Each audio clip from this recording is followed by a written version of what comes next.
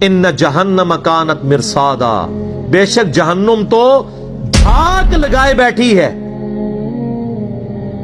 تلاش میں ہے کہ کدھر، جیسے وہ ایک کوئی حفاظت کے اوپر چوکیدار مامور کیا ہونا تو وہ چور کی تلاش میں ہوتا ہے، تو اللہ نے الفاظ کیسا استعمال کیا ہے، دھاک لگا۔ ایون کتا بھی جو مامور کیا جاتا ہے نا حفاظت کے لیے، وہ بھی دھاگ لگا کے بیٹھا ہوتا ہے کہ کہاں سے کوئی چور آئے تو میں اسے پکڑوں۔ بے شک جہنم دھاگ لگائے بیٹھی ہے، کس کے لیے؟ للطاغین مآبا، سرکشوں کا ٹھکانہ ہے، جو سرکش اللہ کے نافرمان لوگ ہیں ان کے لیے جہنم تیار بیٹھی ہے۔ لابثین فیہا احقابا، وہ اس میں رہیں گے بہت لمبے عرصے کے لیے۔ لا یذوقون فیہا بردا ولا شرابا، وہ نہ تو وہاں پر کوئی ٹھنڈی چیز پائیں گے اور نہ ہی پانی۔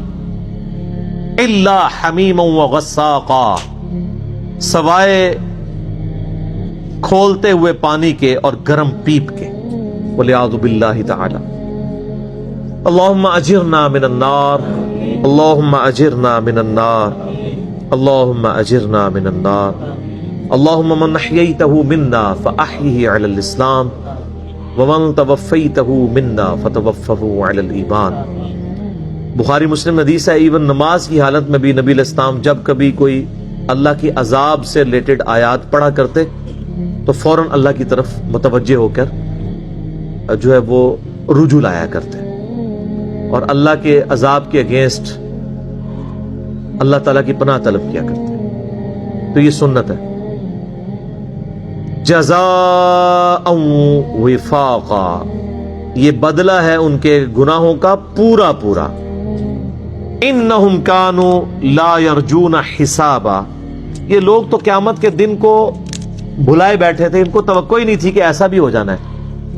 حقیقت بات یہی ہے، چاہے مسلمان ہے یا کافر، حالت تو یہی ہے۔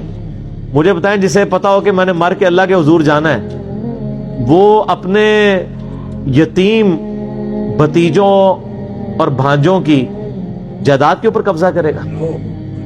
جسے پتا ہو کہ میں نے مرنا ہے، جسے یہ بات پتا ہو کہ قرآن میں آیت کئی دفعہ ریپیٹ ہوئی ہے کہ جو لوگ ناحق کسی کا مال ہڑپ کرتے ہیں وہ اپنے پیٹوں میں دوزخ کی آگ بھاڑ رہے ہیں، تو وہ یہ کام کریں گے؟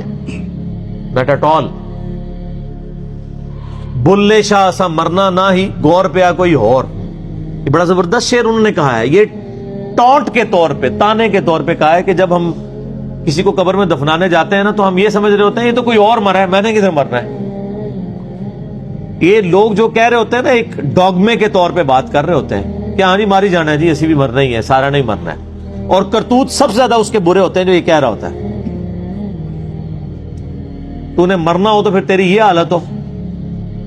تو ایک یہ ہے کہ آپ اپنے عقیدے میں قیامت کا انکار کرتے ہیں تو وہ تو کوئی بھی مسلمان نہیں کرتا، لیکن عملاً قیامت کا انکار تو کر رہے ہیں کہ کرتوت ایسے ہیں کہ گویا قیامت آنی ہی نہیں۔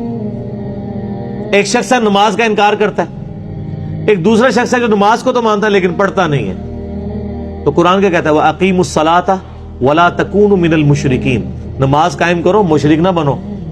مراد کیا کہ نماز نہ پڑھنے والا کیا ہے؟ مشرک۔ لیکن پاکستان کے شناختی کارڈ میں مسلمان ہی رہے گا، مر جائے گا، اس کا جنازہ بھی پڑھا جائے گا۔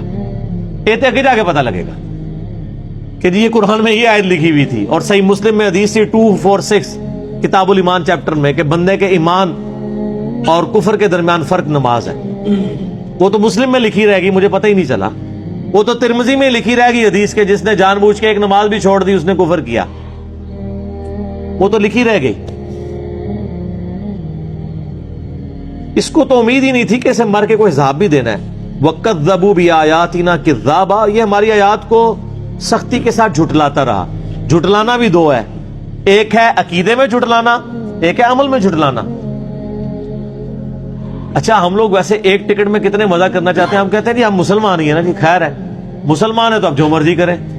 کافر کو کہتے ہیں کہ اسلام بڑا اچھا دین ہے، تو کافر پوچھے کیوں؟ جی یہ خوبی ہیں، اور اگلا وہ سوال کر دے کہ یہ آپ کے اندر موجود ہے؟ نہیں، تو سر مجھے اس دین کی طرف کیوں بلا رہے ہیں؟ یہی کہے گا نا۔ آج کوئی کافر آپ کے پاس آ جائے اور آپ سے سوال کرے کہ بتائیں مسلمان کے کیا بنیادی عقائد ہونے چاہیے، اللہ کی بارگاہ میں کامیابی کا ذریعہ کیا ہے؟ وہ کہے گا جی اللہ کی کتاب، جو ہمارے نبی علیہ السلام ہمیں وفات سے پہلے دے کے گئے. اور اگلا سوال وہ یہ کر دے کہ آپ نے خود بھی یہ کتاب پڑھ کے اپنے عقیدے رکھے ہوئے ہیں، تو آپ کہیں نہیں میں نے تو آج تک نہیں پڑھی یہ کتاب ترجمے سے، تو آپ کافر کو کیا دعوت دیں گے؟ بہت خطرناک بات ہے کہ کافر کو تو آپ کہہ رہے ہیں قرآن پڑھ کے مسلمان ہو، خود آپ قرآن پڑھ کے آپ خود مسلمان ہوا ہے تو جھٹلا ہی رہے نا، اپنے عمل سے تو جھٹلا رہے.